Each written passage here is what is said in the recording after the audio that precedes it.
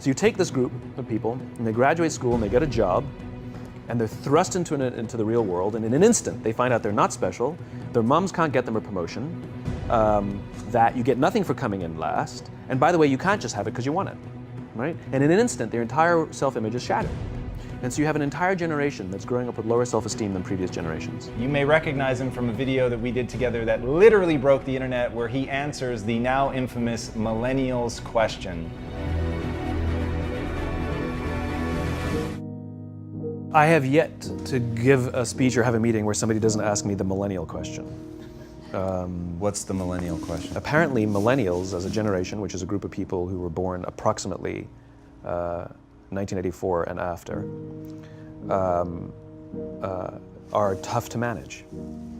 And they're accused of being entitled and narcissistic, self-interested, unfocused, lazy. But entitled is the big one.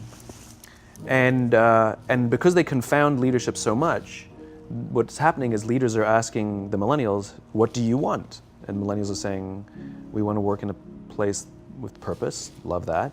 We want to make an impact, you know, whatever that means. We want free food and beanbags. And so somebody articulates some sort of purpose, there's lots of free food and there's beanbags, and yet for some reason, they're still not happy. And that's because they're missing, there's a missing piece. What I've learned is that I can break it down into 4 pieces, right? There are four things, 4 characteristics.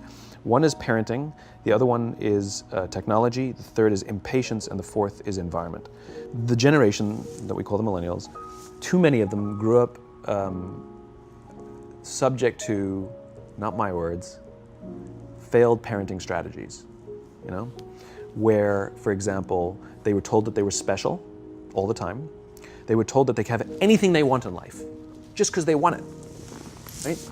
They were told, some of them got into honors classes, not because they deserved it, but because their parents complained.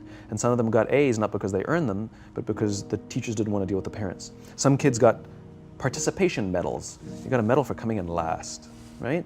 Which the science we know is pretty clear, which is it devalues the medal and the reward for those who actually work hard. And it actually makes the person who comes in last feel embarrassed because they know they didn't deserve it, so it actually makes them feel worse, right? So you take this group of people, and they graduate school, and they get a job, and they're thrust into the real world, and in an instant, they find out they're not special, their moms can't get them a promotion, that you get nothing for coming in last, and by the way, you can't just have it because you want it, right? And in an instant, their entire self-image is shattered. And so you have an entire generation that's growing up with lower self-esteem than previous generations. The other problem, to compound it, is we're growing up in a Facebook, Instagram world. In other words, we're good at putting filters on things. We're good at showing people that life is amazing even though I'm depressed, right? And so everybody sounds tough, and everybody sounds like they got it all figured out. And the reality is there's very little toughness, and most people don't have it figured out. And so when the more senior people say, well, what should we do? They sound like, this is what you gotta do. And they have no clue, right? So you have an entire generation growing up with lower self-esteem than previous generations, right? Through no fault of their own, right? They were dealt a bad hand, right? Now let's add in technology. We know that engagement with social media and our cell phones releases a chemical called dopamine.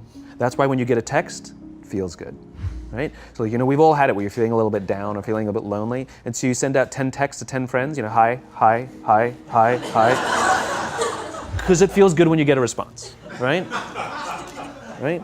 It's why we count the likes, it's why we go back 10 times to see if my Instagram is growing slower, did I do something wrong? Do they not like me anymore, right? The trauma for young kids to be unfriended, right?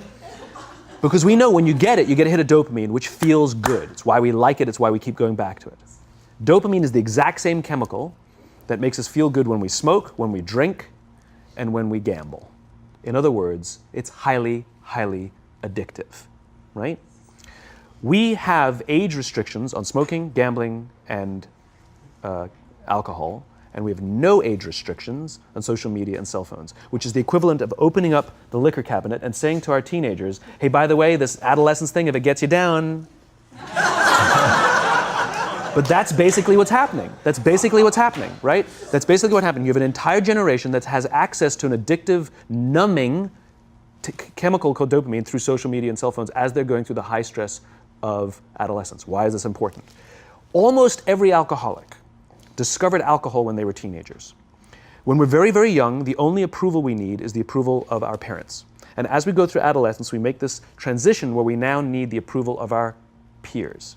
Very frustrating for our parents, very important for us. It allows us to acculturate outside of our immediate families into the broader tribe, right? It's a highly, highly stressful and anxious period of our lives, and we're supposed to learn to rely on our friends. Some people, quite by accident, discover alcohol and numbing effects of dopamine to help them cope with the stresses and anxieties of adolescence. Unfortunately, that becomes hardwired in their brains, and for the rest of their lives, when they suffer significant stress, they will not turn to a person, they will turn to the bottle. Social stress, financial stress, career stress, that's pretty much the primary reasons why an alcoholic drinks, right? What's happening is because we're allowing unfettered access to these dopamine-producing devices and media, basically it's becoming hardwired, and what we're seeing is as they grow older, too many kids don't know how to form deep, meaningful relationships. Their words, not mine. They will admit that many of their friendships are superficial. They will admit that their friends, that they don't count on their friends, they don't rely on their friends, they have fun with their friends, but they also know that their friends will cancel on them if something better comes along. Deep, meaningful relationships are not there because they never practice the skill set, and worse, they don't have the coping mechanisms to deal with stress. So when significant stress starts to show up in their lives, they're not turning to a person, they're turning to a device, they're turning to social media, they're turning to these things which offer temporary relief. We know, the science is clear, we know that people who spend more time on Facebook suffer higher rates of depression than people who spend less time on Facebook, right? These things balanced. Alcohol is not bad, too much alcohol is bad. Gambling is fun, too much gambling is dangerous, right? There's nothing wrong with social media and cell phones. It's the imbalance, right? If you're sitting at dinner with your friends and you're texting somebody who's not there, that's a problem. That's an addiction. If you're sitting in a meeting with people you're supposed to be listening to and speaking, and you put your phone on the table, face up or face down, I don't care, that sends a subconscious message to the room that you're just not that important to me right now, right? That's what happens. And the fact that you cannot put it away is because you are addicted, right? If you wake up and you check your phone before you say good morning to your girlfriend, boyfriend, or spouse, you have an addiction. And like all addiction, in time, it'll destroy relationships, it'll cost time, and it'll cost money, and it'll make your life worse, right? So you have a generation growing up with lower self-esteem that doesn't have the coping mechanisms to deal with stress, right? Now you add in the sense of impatience, right? They've grown up in a world of instant gratification. You want to buy something, you go on Amazon, it arrives the next day. You want to watch a movie? Log on and watch a movie. You don't check movie times. You want to watch a TV show? Binge. You don't even have to wait week to week to week, right? I know people who skip seasons just so they can binge at the end of the season, right? Instant gratification. You want to go on a date? You don't even have to learn how to be like, hey. You don't even have to learn and practice that skill. You don't have to be the uncomfortable one who says yes when you mean no and says no when you mean no, but yes when you... You don't have to swipe right. Bang, I'm a stud. Right? You don't have to learn the social coping mechanisms, right? Everything you want, you can have instantaneously. Everything you want, instant gratification. Except job satisfaction and strength of relationships, there ain't no app for that. They are slow, meandering, uncomfortable, messy processes. And so I keep meeting these wonderful, fantastic, idealistic, hardworking, smart kids. They've just graduated school. They're in their entry-level job. I sit down with them and I go, how's it going? They go, I think I'm gonna quit. I'm like, why? They're like, I'm not making an impact. I'm like, you've been here 8 months. You know? It's as if they're standing at the foot of a mountain and they have this abstract concept called impact that they want to have in the world, which is the summit. What they don't see is the mountain. I don't care if you go up the mountain quickly or slowly, but there's still a mountain. And so what this young generation needs to learn is patience. That some things that really, really matter, like love, or job fulfillment, joy, love of life, self-confidence, a skill set, any of these things, all of these things take time. Sometimes you can expedite pieces of it, but the overall journey is arduous and long. and difficult. And if you don't ask for help and learn that skill set, you will fall off the mountain, or you will, the worst case scenario, and we're already seeing it, the worst case scenario is we're seeing an increase in suicide rates, we're seeing an increase in this generation, we're seeing an increase in accidental deaths due to drug overdoses, we're seeing more and more kids drop out of school or take leaves of absence due to depression, unheard of. These are all, this is really bad. The best case scenario, those are all bad cases, right? The best case scenario is you'll have an entire population growing up and going through life and just never really finding joy.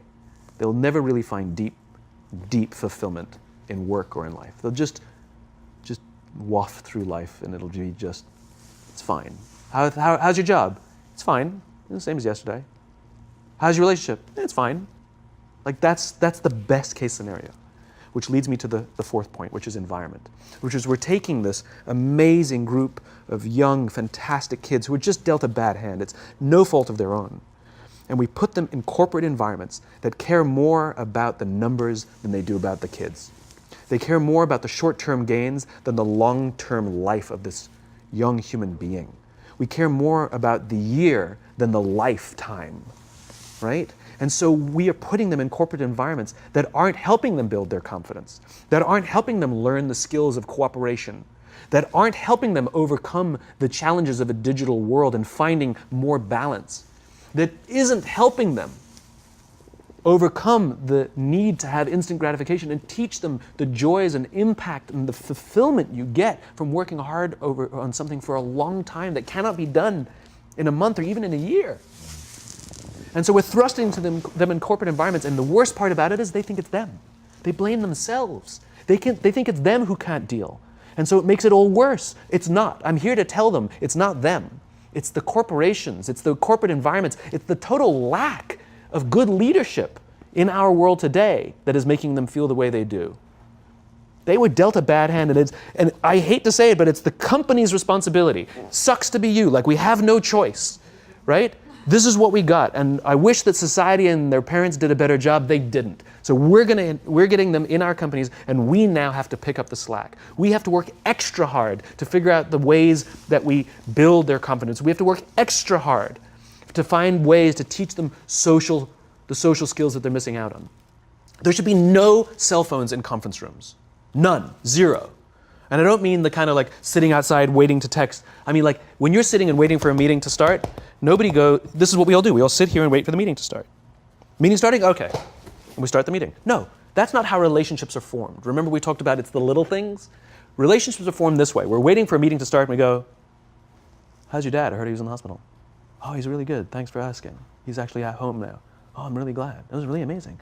I know, it was really scary for a while. That's how you form relationships. Hey, did you ever get that report done? Oh my God, no, I didn't. I'll help you out. Can I help you out with that? Really? That's how trust forms. Trust doesn't form at an event in a day. Even bad times don't form trust immediately. It's the slow, steady consistency.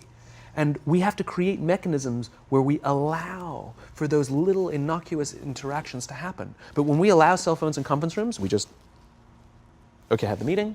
And then my favorite is like when there's a cell phone there and you go like this, you go. It rings and you go. I'm not going to answer that. Like, Mr. Magnanimous, you know? When you're out for dinner with your friends, like I do this with my friends. When we're going out for dinner and we're leaving together, we'll leave our cell phones at home. Who are we calling? Maybe one of us will bring a phone in case we need to call an Uber or take a picture of our meal. That's what I was saying, come on. I'm an idealist, but I'm not insane. You know? Not a heathen. I mean, it looked really good. We'll take one phone. And so it's like an alcoholic. The reason you take the alcohol out of the house is because we cannot trust our willpower. We're just not strong enough. But when you remove the temptation, it actually makes it a lot easier.